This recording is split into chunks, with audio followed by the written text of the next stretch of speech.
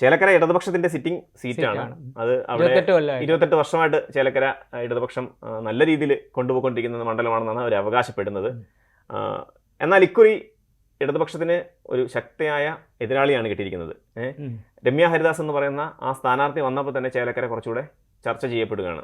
പ്രദീപ് മുൻ MLA ആണ്, അതുപോലെ BJP സ്ഥാനാർത്ഥി ബാലകൃഷ്ണൻ. അതെ, അപ്പൊ ഇത്രയും ഒരു അവര് എനിക്ക് തോന്നുന്നു BJP ഇതിനകത്ത് അത്ര വലിയ BJPക്ക് കഴിഞ്ഞ തവണ കിട്ടിയതിൽ വോട്ട് കൂടുതൽ കിട്ടും.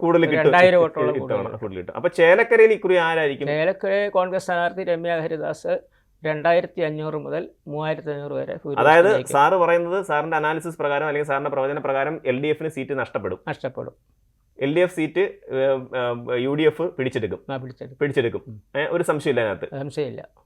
അറിഞ്ഞിടത്തോളം ഇതിന്റെ ഒരു ഡേറ്റ എങ്ങനെയാണ് സാർ കളക്ട് ചെയ്തത്? അത് അവിടെ ഉള്ള ഒരു 100 പേരോട് സംസാരിച്ചിട്ടുണ്ട്, നേരിട്ട് അവിടെ പോയിട്ടുണ്ട്. അതിൽ നിന്ന് മനസ്സിലായത് ഈ ഉറപ്പായിട്ട് രമ്യ ഹരിദാസ് അവിടെ വിജയിച്ചിരിക്കും. അതെ, രമ്യ ഹരിദാസിന് 59,000 മുതൽ 59,500 വരെ വോട്ട് കിട്ടും.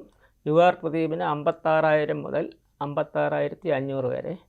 BJP സ്ഥാനാർത്ഥി K ബാലകൃഷ്ണന് 30,000 മുതൽ 30,500 വരെ വോട്ട് കിട്ടും. അവർക്കൊരു 2,000 വോട്ട് കൂടുതൽ കിട്ടും. അതാരുടെ വോട്ടാണ് നഷ്ടപ്പെടുക? LDFന്റെ വോട്ട്. LDFന്റെ ആയിരിക്കും. LDFന്റെ വോട്ട് കോൺഗ്രസിനൊന്നും നഷ്ടപ്പെടുന്നില്ല. ഈ നമ്മുടെ മന്ത്രി പിന്നെ K രാധാകൃഷ്ണൻ അവിടെ ഏറ്റവും നല്ല രീതിയിൽ ആ മണ്ഡലത്തിനെ നല്ല രീതിയിൽ കൊണ്ടു നടന്ന ഒരു മന്ത്രിയാണ് അദ്ദേഹം. അവിടുത്തെ MLA ആണ്. ഇപ്പോൾ അദ്ദേഹത്തെ അവരുടെ MP ആക്കി ജയിപ്പിച്ച് വിട്ടിരിക്കുകയാണ്. അതായത് കേരളത്തിലെ ഏക ഇടതുപക്ഷ MP ആയിട്ട് അദ്ദേഹത്തെ ജയിപ്പിച്ചിരിക്കുക. എന്നിട്ടും ആ മണ്ഡലം ഇടതുപക്ഷത്തെ കൈവിടുമെന്നാണ് അങ്ങ് പറയുന്നത്. അത് K രാധാകൃഷ്ണൻ 2021 വിജയിച്ചത് 39,500 വോട്ടിനാണ്. എന്നാൽ ഈ ലോക്സഭാ ഇലക്ഷനിൽ രാധാകൃഷ്ണൻ തന്നെ ചേലക്കര മണ്ഡലത്തിൽ 5,173 വോട്ടിന്റെ ഭൂരിപക്ഷം. നേരെ 34,000 വോട്ടാണ് കുറഞ്ഞത്. അല്ല, അത് സാർ എപ്പോഴും കഴിഞ്ഞ കുറെ കാലങ്ങളായിട്ട് ലോക്സഭ നിയമസഭാ തെരഞ്ഞെടുപ്പുകളെ നമുക്ക് അങ്ങനെ ഒരു കമ്പാരിസൺ കൊടുക്കാൻ പറ്റുമോ?